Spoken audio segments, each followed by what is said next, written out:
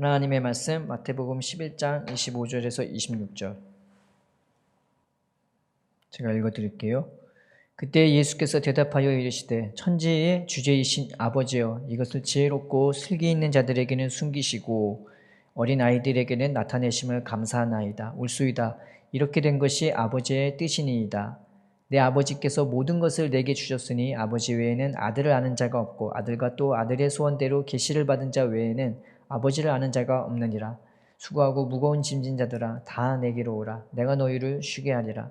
나는 마음이 온유하고 겸손하니 나의 멍에를 메고 내게 배우라. 그리하면 너희 마음이 쉼을 얻으리니 이는 내 멍에는 쉽고 내 짐은 가벼움이라 하시니라. 마태복음 18장 1절에서 5절까지. 그때 제자들이 예수께 나와 이르되 천국에서는 누가 크니까? 예수께서 한 어린아이를 불러 그들 가운데 세우시고 이르시되 진실로 너희에게 이르노니 너희가 돌이켜 어린아이들과 같이 되지 아니하면 결단코 천국에 들어가지 못하리라. 그러므로 누구든지 이 어린아이와 같이 자기를 낮추는 사람이 천국에서 큰 자니라. 또 누구든지 내 이름으로 이런 어린아이 하나를 영접하면 곧 나를 영접함이니 라고 나와 있죠. 그 다음에 19장 13절에서 16절까지입니다. 그때 사람들이 예수께서 안수하고 기도해 주심을 바라고 어린아이들을 데리고 오매 제자들이 꾸짖거늘 예수께서 이르시되 어린아이들을 용납하고 내게 오는 것을 금하지 말라. 천국이 이런 사람의 것이니라 하시고 그들에게 안수하시고 거기를 떠나시니라. 아멘. 마태복음 11장에 이제 예수님이 나와서 어린이에 대해서 말씀을 하셨죠. 어린아이에 대해서. 보통 어린이라고 하면은 헬라어로 파이디온이에요. 1세부터 7세까지의 아이들을 보통 파이디온이라고 하는데 여기 마태복음 11장 25절에 나오는 그 어린아이라는 단어가 한 단어거든요. 어린아이가 아니라 그냥 어린이에요. 이게 이 단어가 네피우스라는 단어인데 파이디온하고 살짝 틀리죠. 여기는 히브리어로 번역이 된 게 좀 많아요. 그래서 그 많은 번역된 그거를 한 단어로 총칭한 게 네피우스입니다. 11장의 어린이와 18장하고 19장에 나온 어린이 그 단어가 틀려요. 근데 예수님이 어느 동네에서 주로 많이 활동하셨냐면 가버나움이라는 동네에서 베드로의 고향, 요한과 야고보의 고향 그리고 이게 예수님하고 친족벌이에요. 사실 사촌지간이라 해도 그러니까 같은 동네 옛날에는 보통 다 그 동네 주민이 친척이고 형제고 다 그렇잖아요. 그때도 마찬가지인 거죠. 근데 예수님이 그렇게 많이 기적을 행하고 하나님의 말씀을 증거했는데도 돌아오지 않는 거예요. 하나님께로 돌아오지 않는 거죠. 믿음으로 살지 않고 은혜로 살지 않고 여전히 눈에 보이는 것 위주로 살아가고 은혜 받는 것 같은데 여전히 똑같은 거예요. 그러니까 예수님이 화를 선언하셨죠. 화 있을진저 벳세다야 고라시나 가버나움아 네가 낮아질 거라고. 그게 진짜 사람들을 저주하고 그러는 게 아니라 탄식하는 거죠. 예수님이. 그러면서 하시는 말씀이 11장에서 25절에서 30절까지입니다. 누가복음에서는 좀 달라요. 누가복음에서는 예수님이 기뻐하시면서 이 말씀하셨다고 나오거든요. 그러니까 그렇게 많은 비밀을 가르쳐줬지만 이 비밀을 깨닫고 돌아온 자는 사실 얼마 없었던 거예요. 그 하나님의 사랑에 대해서 우리에게 주신 은혜가 얼마나 큰지 그 영광이 얼마나 큰 건지 깨닫지 못하는 사람이 너무나 많았던 거죠. 근데 그렇게 똑똑하고 잘난 사람들은 이 말씀을 아예 받지도 않고요. 오히려 예수님을 죽이려고 처음부터 그랬거든요. 근데 놀랍게 이 말씀을 누가 예수님이 하신 그 말씀, 야 너희들은 하나님의 자녀야. 우리는 죽으면 끝이 아니다. 영원한 생명이 있다고. 그리고 하나님의 자녀로 부른다고. 예수님의 복음이었거든요. 그런데 그 복음을 누구한테 가르쳐 주느냐? 오늘 11장 25절에 천지의 주제이신 아버지여 하늘과 땅의 주이신 아버지 이것을 지혜롭고 슬기 있는 자들에게는 숨기시고 어린이들에게는 나타내시면 감사합니다. 네피우스. 똑똑한 사람들이 이 비밀을 깨달은 게 아니라요.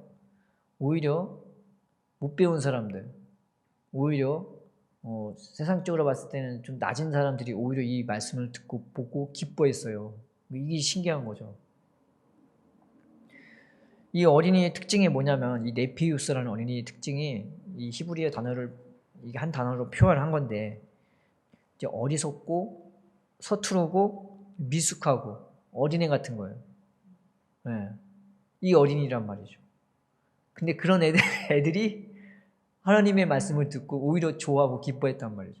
이게 하나님 나라의 신기한 것 같아요. 이 히브리 단어를 공통적으로 딱 이렇게 한 단어의 특징을, 이 어린이의 특징을 나타냈을 때 그 특징이 뭐냐면은 하나가 연약함이에요. 그리고 하나가 무력함이에요. 정말 연약하고 무력하고 어리석고 서투르고 어린애 같은 그 사람들이 오히려 예수님의 말씀을 듣고 깨닫게 된 거예요. 하나님의 특징, 하나님은요, 막 똑똑하고 잘났다고 이 하나님의 복음을 듣는 게 아니라 오히려 나 좀 서투르고 나 좀 미련하고 어린애 같고 어쩔 때는 무능하고 무력해요. 근데 오히려 이런 어린이들에게 하나님의 복음을, 하나님의 그 은혜를 깨닫게 해주시더라고요. 우리가 신앙생활을 하면요, 이 머리의 문제가 아니라 사실은 마음의 문제인 경우가 훨씬 커요. 내가 아무리 똑똑하고 잘나고 뭐 신학적으로 교리적으로 뭐 말씀이 뭐 어떻다 해도 보면은요, 보면 알잖아요. 이 사람이 진짜 은혜 받았는지 안 받았는지. 은혜는 나를 막 굉장히 고상하고 뭐 대단한 지식이 있는 것처럼 만드는 게 아니라 정말 단순하게 만들고 어린이처럼 만들어요. 또 부족한데도 또 하나님의 은혜로 살게끔 만드는 겁니다. 하나님은 우리를 이 어린애 같이 만들어 주시고 또 어린애 같은 그 사람들의 부르짖음을 오히려 더 좋아하시는 거예요. 그러니까 오히려 내가 어른인 게 문제인 거예요. 내가 뭐 좀 할 수 있고 내가 뭐 좀 알고 나는 서투르지 않고 나는 빤듯해 뭐 다 할 줄 알아. 이러면 오히려 하나님이 하나님이 가까이 하고 싶은데도 가까이 못 하시는 거죠. 주님은 어린이들을 찾으세요. 성경에 보면 예수님이 어린이들을 되게 좋아하시거든요. 그리고 제자들도 어린이 같았어요. 좀 단순하고 실수투성이고 믿음이 있다가도 없어지고 예수님과 함께 하면서도 겁내고 무서워하고 두려워했던 예수님의 제자들의 모습이었습니다. 그런데도 예수님은 그 은혜를, 그 사랑을 이 어린애 같은 이 제자들에게 이걸 가르쳐 주신 것이죠.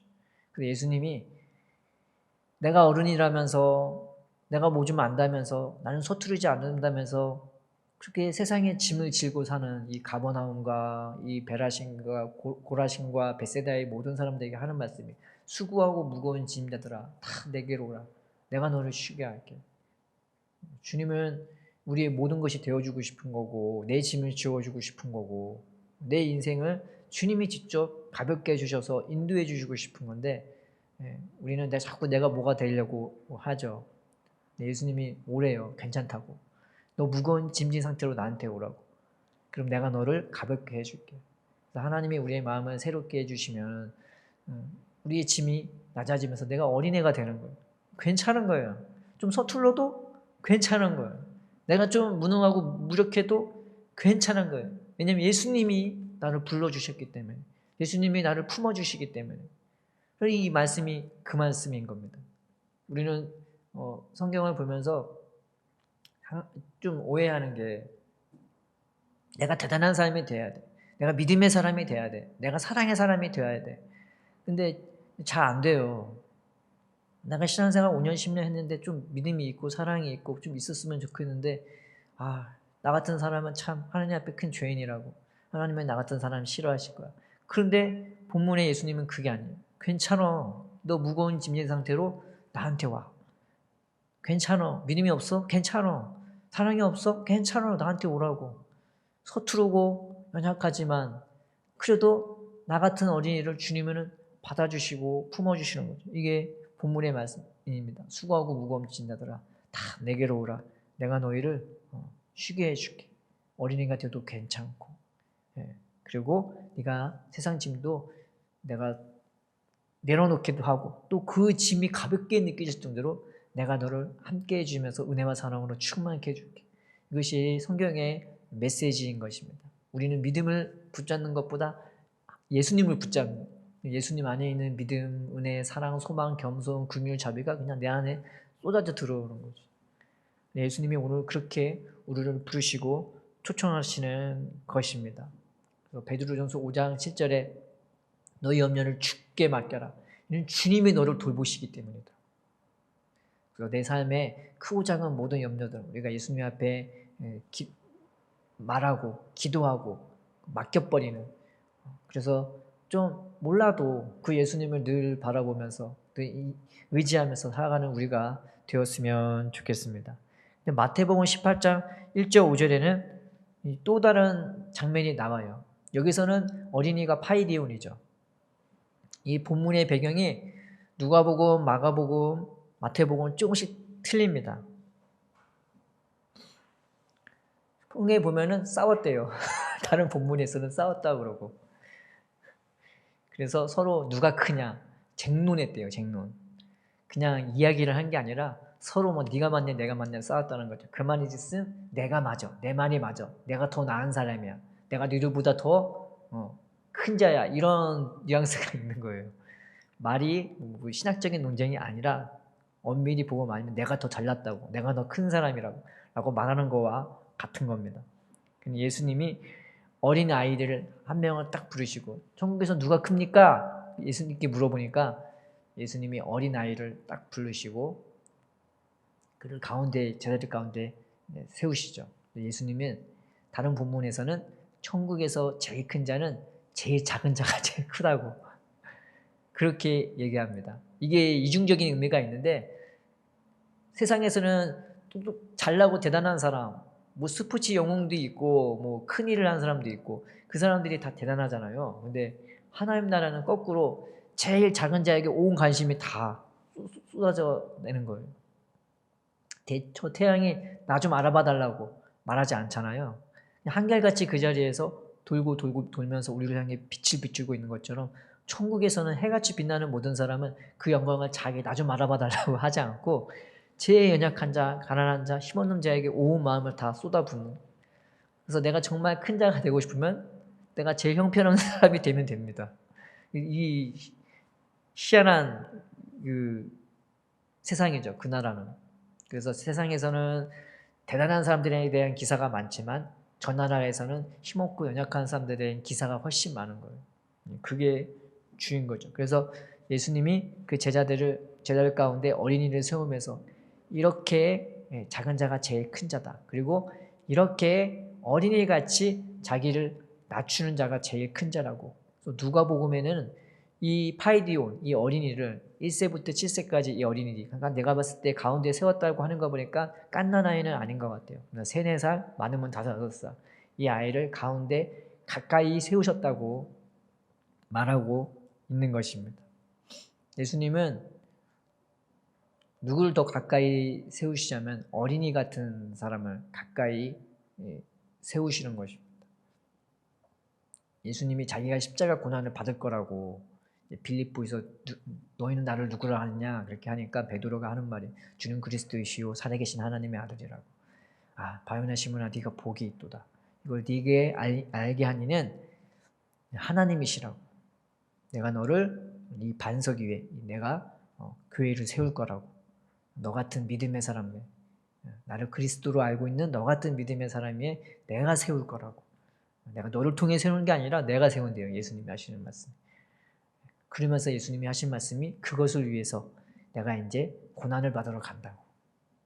온전한 사랑으로 죽음조차 이기는 그 믿음으로, 죽음보다 더 강한 생명력으로, 그 사랑으로 자기 자신을 기꺼이 내어버릴 그 십자가를 지러 간다고 하니까 갑자기 베드로가 성경에 보면은 이 예수님 보고 화내듯이 얘기했던 거죠. 원문의 뜻이, 그 단어의 뜻이 그러합니다. 마치 어른이 애한테 그렇게 하면 안 되지, 그렇게 하면 못 쓰지, 그런 식으로 예수님한테 얘기를 한 거란 말이죠. 이게 무슨 말이냐고. 절대 이런 일이 일어날 수 없다고. 그랬더니 예수님이 오히려 정색을 하시면서 사단아, 제자들을 보시면서 이 베드로를 봤대요. 사단아, 내 뒤로 물러가라. 그렇죠. 예수님이 귀신을 물리칠 때 귀신아, 내 뒤로 물러가라 한 적이 한 번도 없어요. 네. 귀신을 가라. 이 사람한테 떠나가라고 그렇게 얘기했죠. 근데 베드로한테는 내 뒤로 물러가라고 그렇게 얘기했습니다.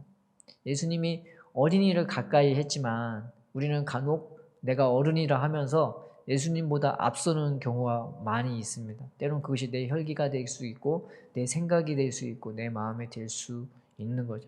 그러면 사단이 되는 겁니다.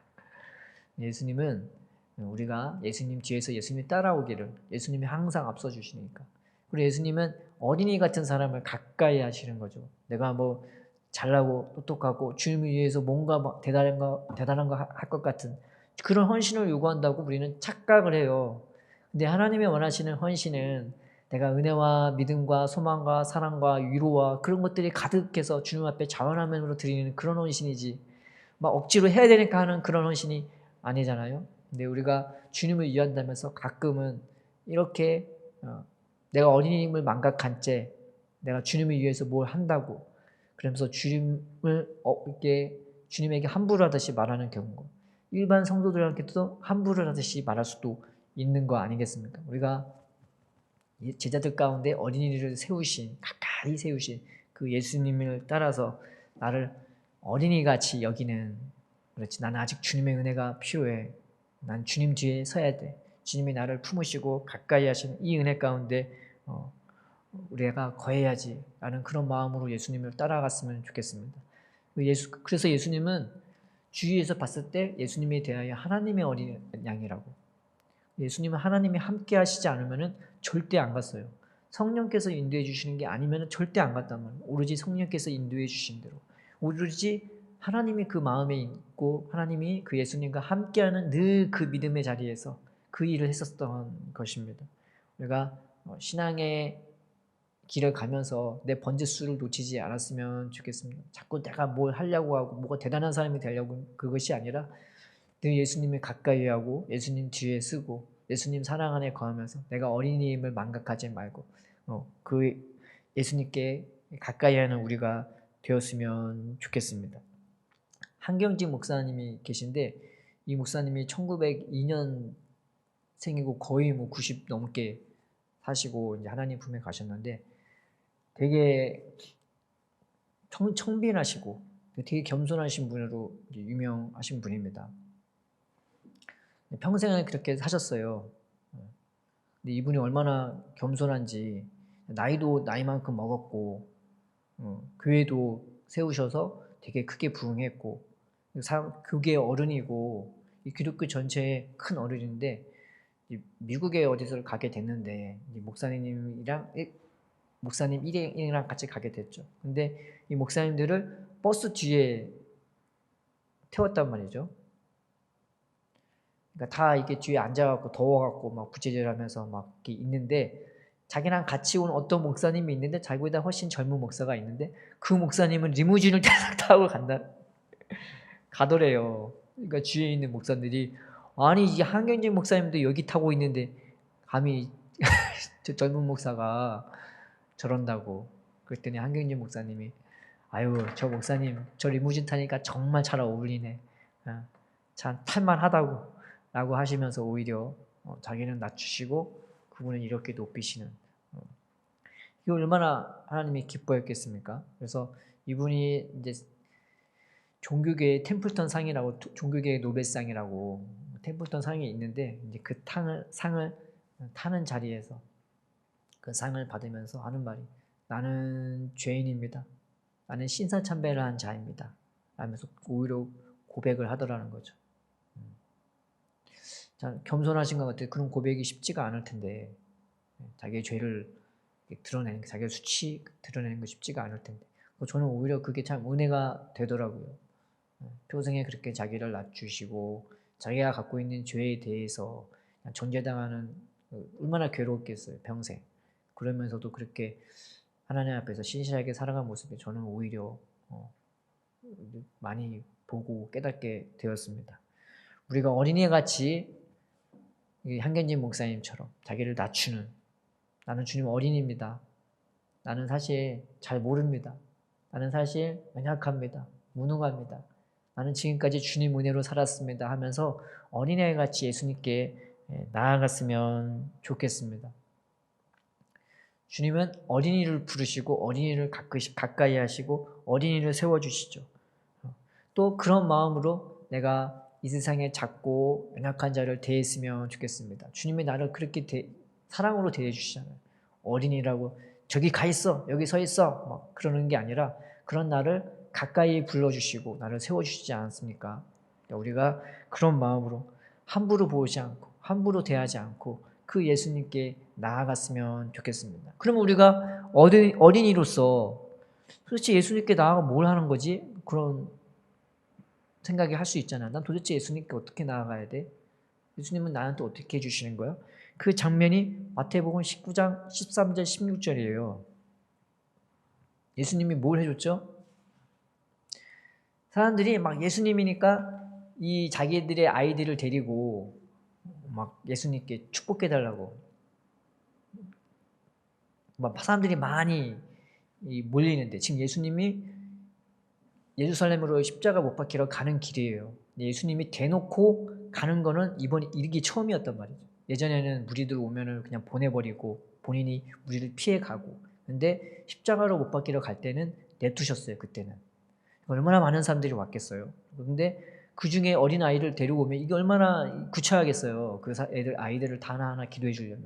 그 제자들이 다 막았단 말이죠. 예수님 보호해 준다고. 오히려 예수님이 그 제자들을 향해서 꾸짖으시고 어린아이들이 내게 오는 걸 막지 말라고. 천국이 이런 자의 것이라고. 염치 없어도 예수님께 나아가는 자들. 그 어린아이들 중에는 예수님께 가기 싫어서 막 울며 떼쓰는 애들도 있었을 거예요. 나는 저기서 놀 거야. 괜히 기분이 안 좋아서 막 떼부리는 애들도 있을 거고 우는 애도 있을 거란 말이에요. 때로는 질질 끌려서 오는 아이들도 있었을 거란 말이죠. 그런데 예수님이 그런 아이들을 다 받아주세요. 그래서 어떻게 해주시냐? 성경에 보니까 안아주시고 품어주시고 그리고 안수해 주시고 그리고 축복해 주셨단 말이죠.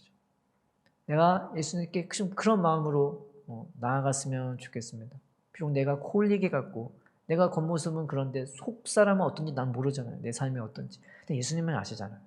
그 모든 것도 알고 때론 내가 주님 앞에 나가는 게 어떤 면은 억지적인 면도 없지 않아 있잖아요. 어쩔 때는 질질 끌려가는 것처럼 하는 면도 없지 않아 있어요. 그런데 예수님은 다 받아주시잖아요. 다 받아주시고 본문에서 어떻게 주냐? 안아주고 품어주고 그리고 안수해 주시고 그리고 축복해 주셨습니다. 우리가 그렇게 예수님께 나아갔으면 좋겠습니다. 하나님, 나는 예수님처럼 온전하지 않아요. 예수님 사실 그 마음 깊이를 난 잘 모른다고. 그래도 주님 앞에 나왔습니다. 나를 안아주시고 그 손으로 나를 어루만져 주시고 내 마음에 내 등에 주님이 어루만져 달라고 그리고 나를 위해 축복해 달라고 그 하늘의 복을 나한테 빌어 달라고 우리가 그렇게 나아갔으면 좋겠습니다.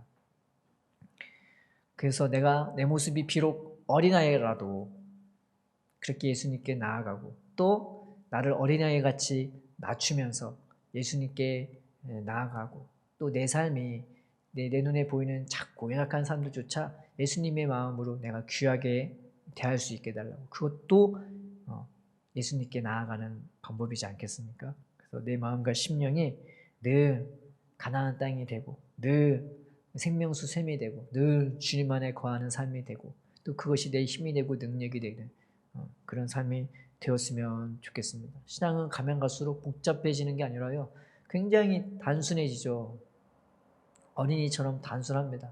어린이가 무슨 인생 짐이 있고 계획이 있고 뭐 그렇게 있어요. 하루하루 눈 뜨면 뭐하고 놀까 그 생각밖에 안 하는 애들인데 단순하지 않습니까? 신앙은 주님이 우리를 단순하게 만들어주죠. 하나님은 사랑이다 하는 그 말 한마디가 내 영혼을 전율시키고 내 삶을 살아갈 힘이 되고 원동력이 되고 능력이 되게끔 만들어주는 것입니다. 그러니까 예수님께 나아가서 내가 어린이라도 괜찮대요. 또 우리가 어린이처럼 우리를 낮추면서 예수님 나의 주님이 되어달라고 나를 가까이 불러주시고 나는 그 하나님 생명 안에서 은혜 안에서 그 미소 안에서 살아갈 수 있게 달라고 그 품과 그 어루만져 주심과 그 축복 위에서 내가 하루하루를 살게 달라고 기도하는 우리가 되었으면 좋겠습니다. 살아계신 하나님 아버지 감사합니다. 하나님 비록 내 모습이 여러 번 넘어지는 그런 어린아이 같더라도 주님 우리를 받아주시고 사랑해 주시고 품어주심에 감사함을 드립니다. 나를 어린아이같이 낮추며 주님 앞에 나아가게 하여 주시옵소서. 그때마다 주님 안아주시고 안수해 주시고 축복해 주셔서 그 놀라운 넉넉함과 사랑 안에서 우리의 삶이 인도받고 세워져 나갈 수 있도록 주님 인도하여 주시옵소서. 내 하루하루의 삶도 우리의 가정도 우리 평생의 인생도 주님 손에 의하여서 세워져 나갈 수 있도록 주님 붙들어 주옵시고 우리의 마음이 교만치 말게 하시고 어른이 되지 말게 하시고 우리의 아버지가 되시고 어른이 되어주시는 하나님과 예수님 안에만 거할 수 있도록 그 예수님만 아버지만 의지할 수 있도록 인도하여 주시옵소서. 늘 주님의 사랑과 은혜와 능력을 공급받고 그 은혜 안에서 승리하며 열매 맺으며 자라갈 수 있도록 주님 축복하여 주시옵소서. 감사하며 예수님의 이름으로 기도드립니다. 아멘.